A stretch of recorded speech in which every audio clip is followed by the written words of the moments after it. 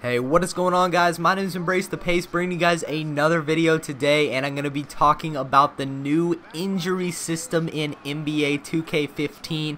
If you guys haven't seen my last video talking about the new My League game mode within 2K15 on Next Gen, you need to go check that out. It is probably the coolest mode that I've ever seen or ever heard of in my entire life. It is going to be amazing. I just know it's going to be amazing, and you guys need to go check out that video. And I'll also leave the article down below in the description of this video as well if you guys want to read the full interview that Operation Sports published about this new My League game mode. But today I'm going to be talking about the new injury system. I decided to split this up from the last video, even though it was all in the same interview and it kind of has to do with My League, but I wanted to split it up because this really deserves a video of its own. It's the new injury system. They're calling it Injuries 2.0, and it is absolutely crazy. It is so realistic compared to how real life is.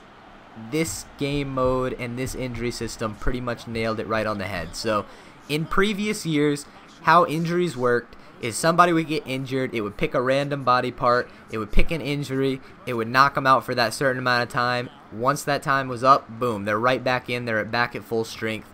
And that's, that's how it was. That's not very realistic at all, especially with guys jumping on jump shots, falling down, and getting a concussion. Like, hopefully that won't be in the game. I feel like they'll probably fix that because that seemed kind of dumb. But this year, it is unbelievable how realistic this is. Just listen to this.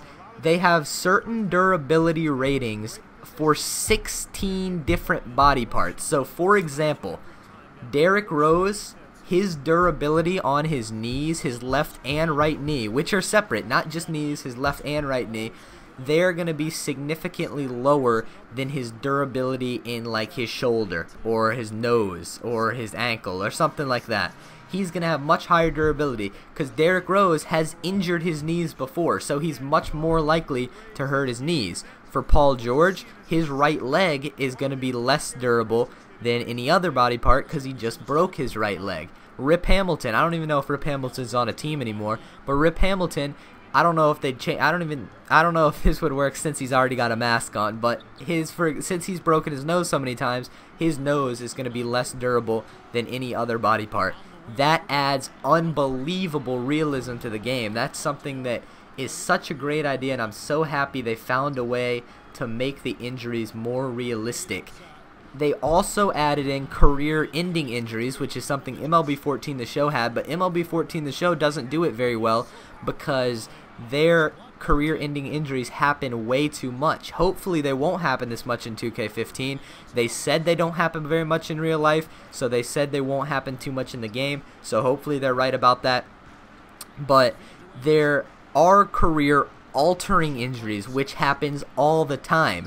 If somebody tears an ACL, now Derrick Rose is kind of an exception because he looks phenomenal right now, but if somebody tears their ACL, you'd expect them to not be quite as explosive as they were before.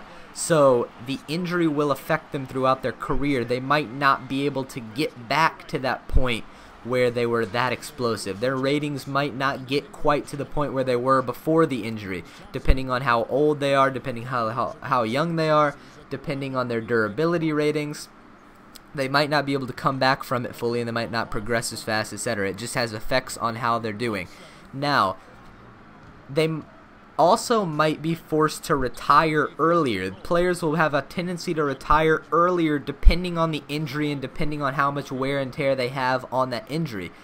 If somebody breaks an ankle, their ankle might not be as strong once they get older. Their ankle might start acting up. It'll be a higher risk of re-injuring it, and they'll slow it down, and that can affect their career.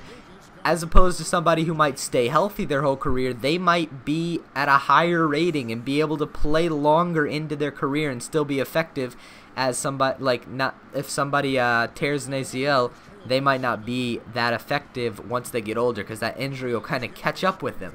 And then also, once a player has healed from his injury, he doesn't just immediately jump back to form. If somebody is an 85 overall and they get hurt and they're out, and then right when they come back, they're not automatically an 85 overall anymore. they're going to be lower than that, and they have to have playing time and slowly work their way back in depending on how serious the injury is. I guess that'll depend on how fast they can really work their way back in and get back to full form. But it's going to take them a while. You need to get those guys playing time, and you can't expect them to immediately come back from their injury and be, you know, just the same exact players as they were, especially if the injury was serious. So that is so incredible how realistic that is, and I think that'll add so much to my league. I hope it's like that in my career as well. I'm guessing it will be. Probably be the same in my GM.